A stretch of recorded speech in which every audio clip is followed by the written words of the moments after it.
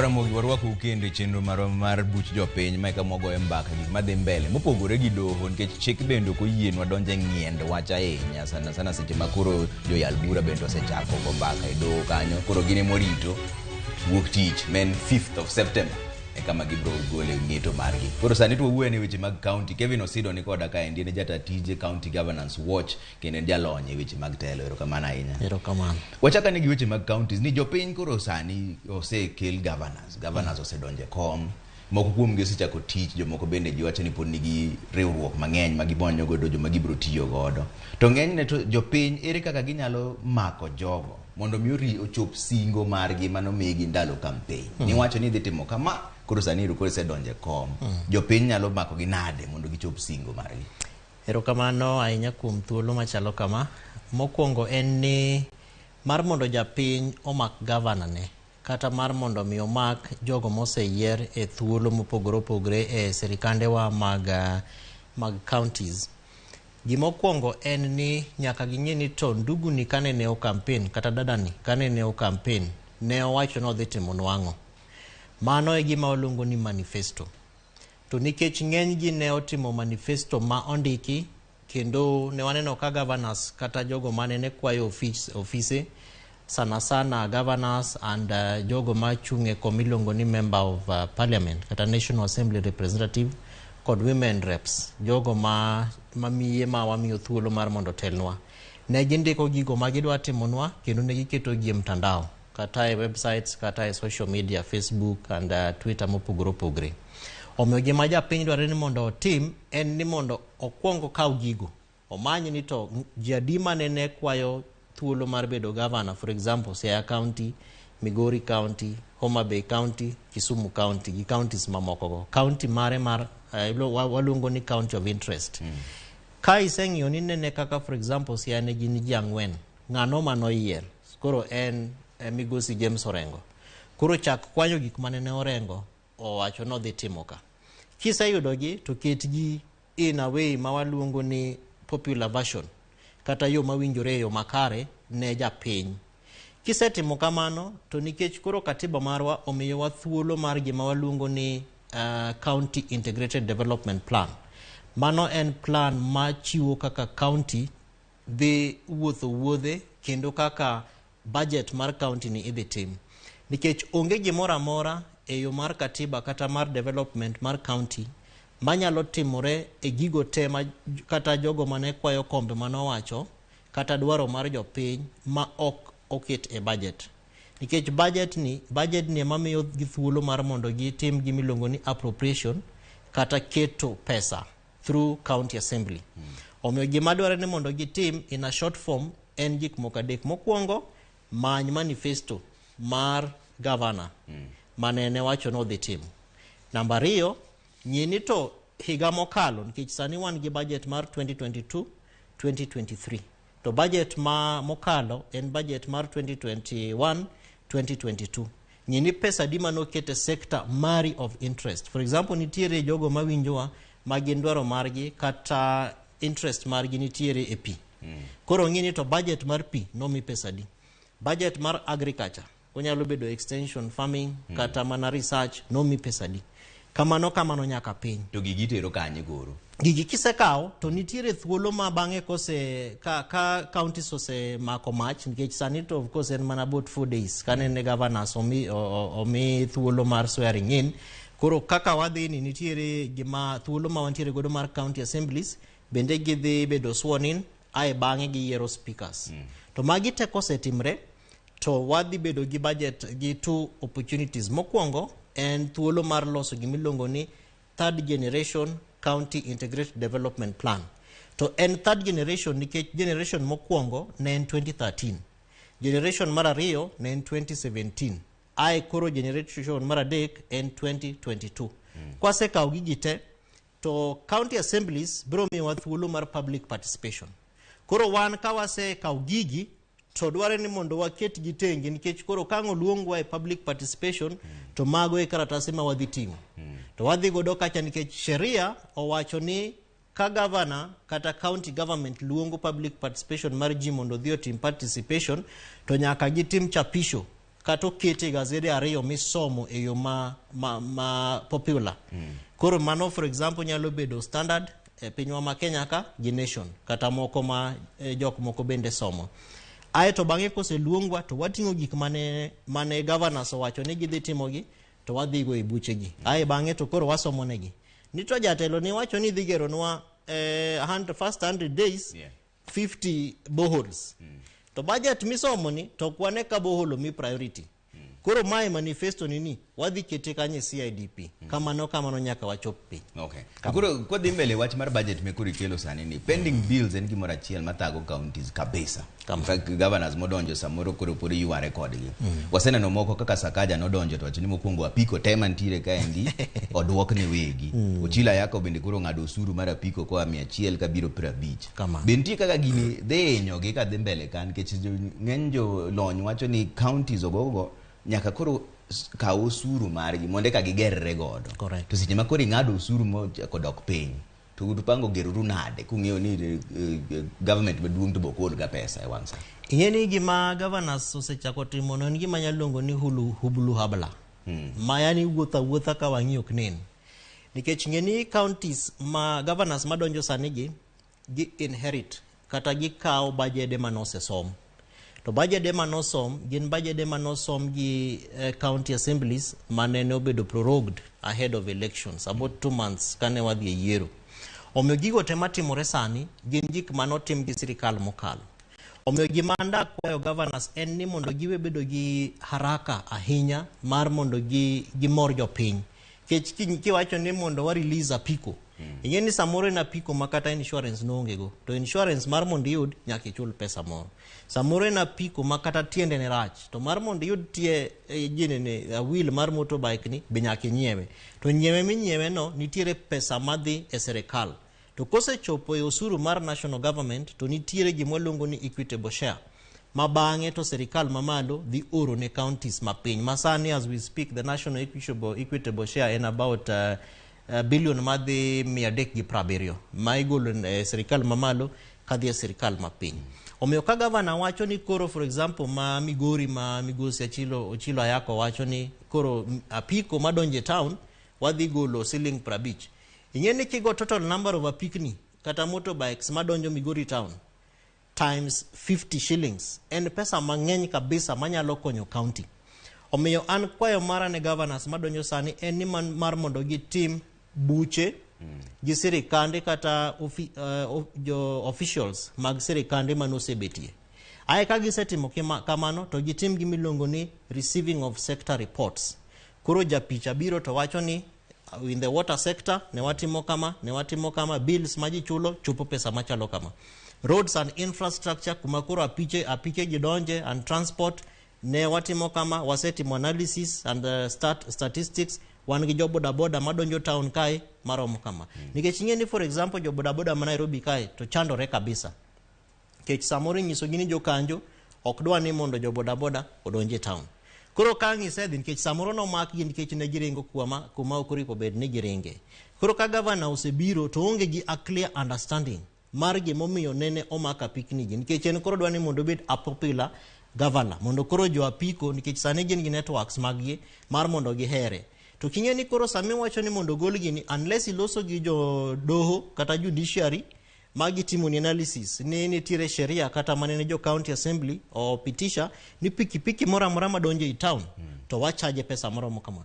Ngeni pesa ma ichajo jo apikni go ema koro contribute to on source revenue ma county koro nyalo use to kata mana mar mondo gichul godo pending bills. Because as we speak sani Trevor one gi counties owe about billion madhi 148 mar jok mapoko chul e serikal mokalo.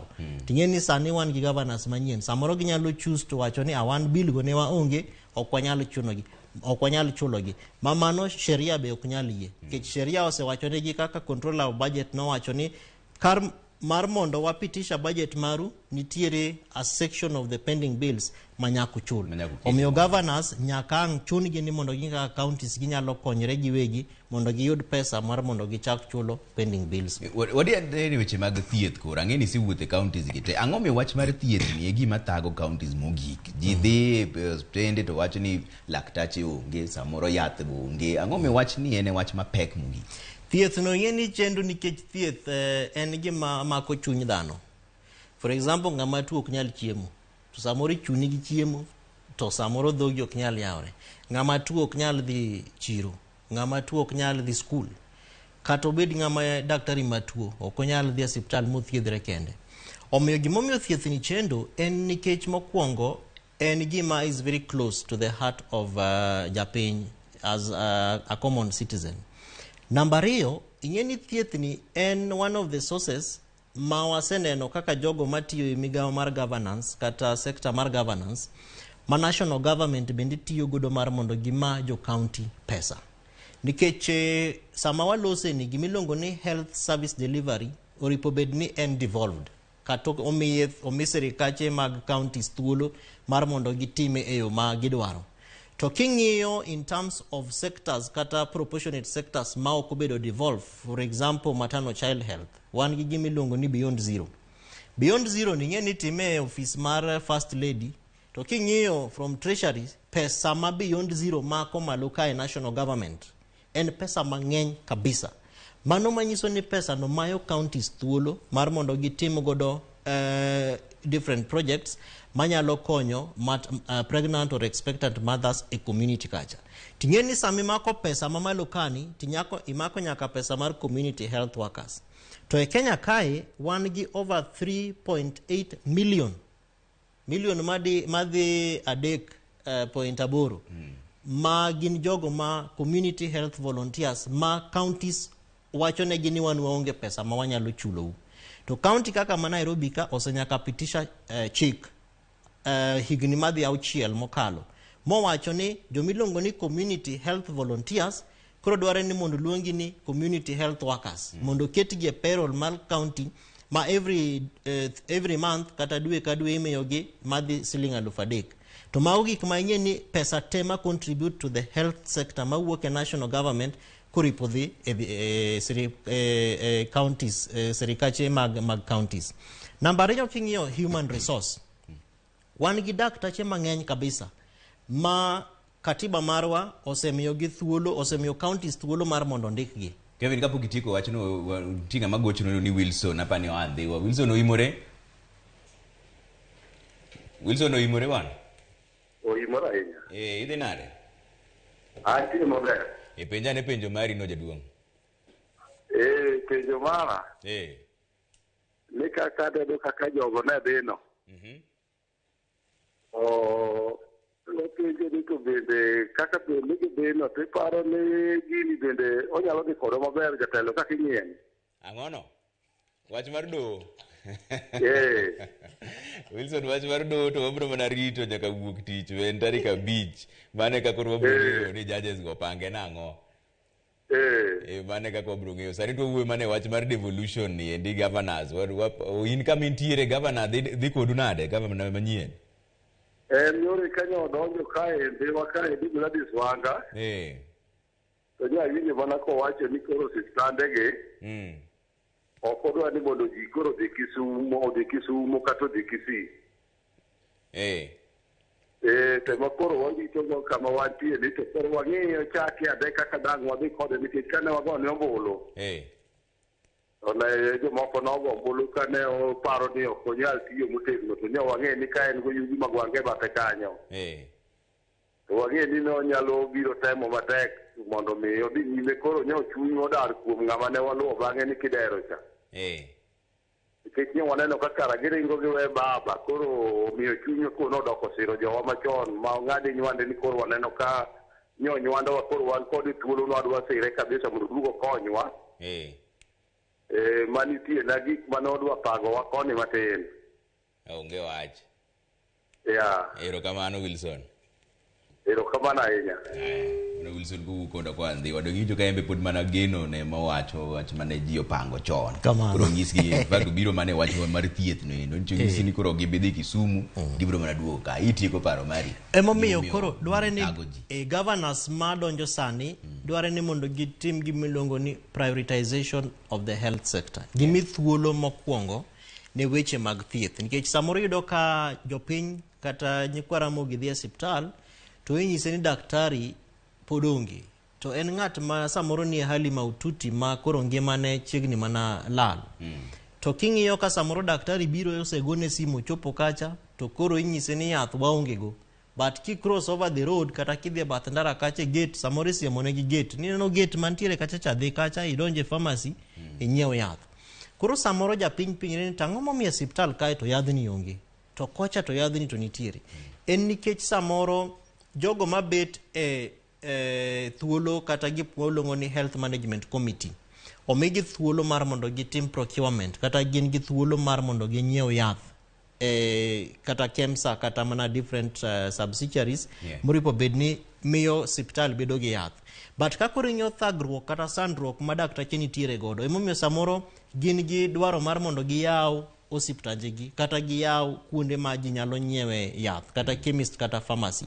Omiyo samoro gitimo referral ni dhi adhiya kacha idhi yudo yath to nikech serikal magwa mag loch gwenge kata county governments pok obedo gi paro matut mar kaka wanyalo miyo osiptandegi teko mondo gilos pes gi nikech samoro ka ng'ato dhi e osiptal mondo thiedhi tinyise ni kel siling 20 mar book kod mar maybe prescription.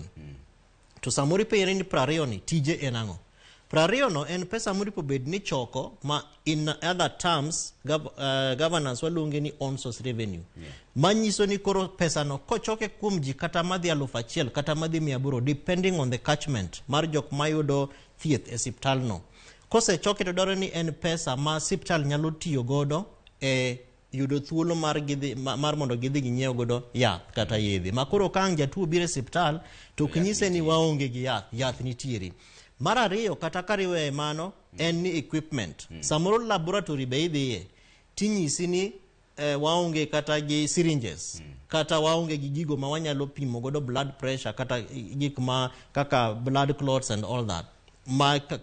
Equipment magidwaro e laboratory.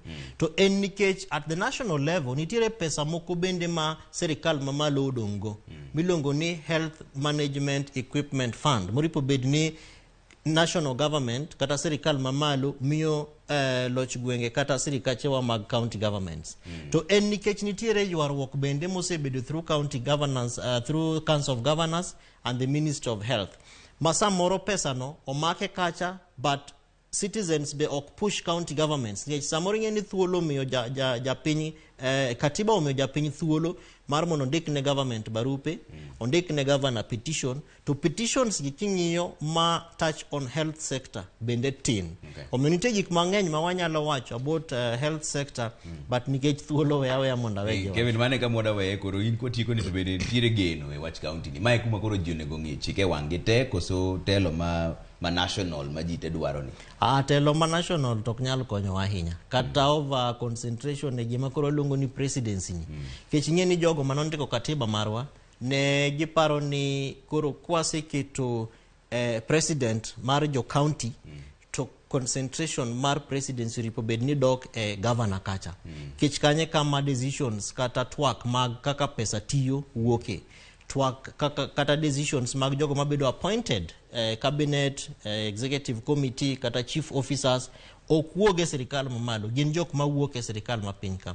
Omiyo geno mang'eny nitiere county governments king'iyo kata from 2013 to 2017 nyaka koro kama wantiere ni nitiere counties makata barabara ndara ma sane waneno gine onge.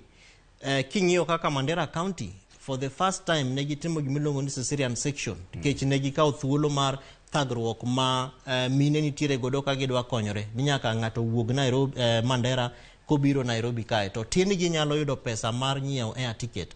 Omiyo counties gino wacho ni weuru mondo waketuru siptande mondo wayud thuolo ma wanyalo konyo godo miyo. To kidhi e counties magwa mag piny ma wa ae Luo Nyanza kata kuma nyikwa Ramogi ae, be nitiere dongruok mang'eny mosetimre.